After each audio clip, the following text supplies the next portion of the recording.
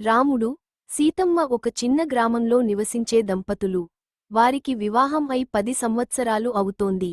రోజువారీ జీవితం, పంటల కష్టాలు, పిల్లల చదువు, all these were part of their simple life. కాని వారు ఒకరికొకరు చూపే ప్రేమ మాత్రం ఎన్నటికీ మారలేదు. ఒకరోజు రాముడు పొలం పని చేస్తూ గాయపడ్డాడు. అతడు ఇంటికి రాగానే సీతమ్మ భయపడిపోయింది. ఏమయ్యా ఇది, జాగ్రత్తగా ఉండలేవా అని అలిగింది. కాని ఆమె కళ్లలో ఆందోళన కనిపించేది ప్రేమగా.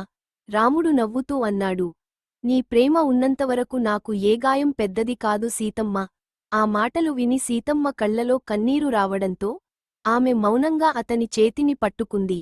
ఆ ఇద్దరి మధ్య ఆ మౌనం కూడా ప్రేమగా మాట్లాడింది. ప్రేమ అనేది గొప్ప మాటలు మాట్లాడకుండానే చిన్న చిన్న సందర్భాల్లో తెలుస్తుంది. భార్య భర్తల మధ్య గౌరవం, ఆప్యాయం,